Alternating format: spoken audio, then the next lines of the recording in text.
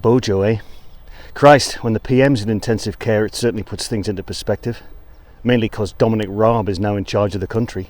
Hey, no one can doubt the Foreign Secretary's dedication to the cause, and he's probably a good Foreign Secretary, but as the PM's designated survivor, Raab has the appearance, and more importantly, all the leadership charisma of a balloon on a stick. Say what you like about Boris, he always talks a good game.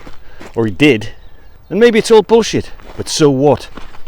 Because when nobody seems to know what the hell is going on, or won't say where it's all going to end, I'll settle for bullshit every time, baby. But there's a bigger concern. What if Raab gets the plague? Who takes over then? Sunak? Gove? And what if they get it? Who's designated survivor then?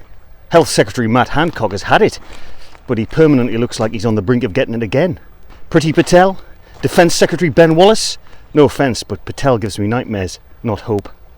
And I didn't even know Ben Wallace was the Defence Secretary until I looked it up. I didn't know Ben Wallace existed, and I bet you didn't either. Because that's not even Ben Wallace. That's the late Matt Monro. This man says he'll help, but he works for the other side, so he's out. So basically, we're looking at Dylan, the number 10 dog, or Larry, the Cabinet Office cat.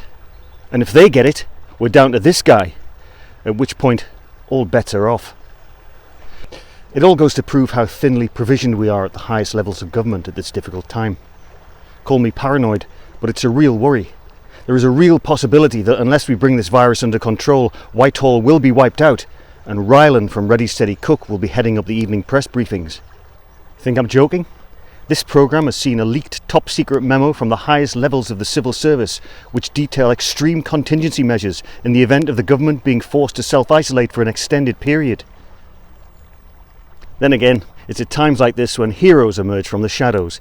Heroes who, while seeming meek and mild-mannered, nevertheless have what it takes at a time of crisis.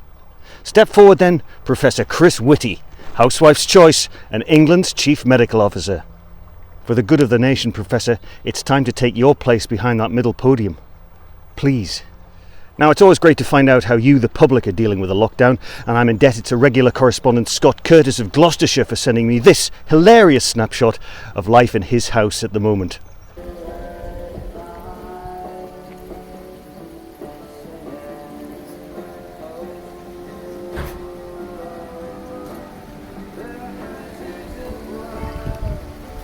Curtis family, you're bonkers.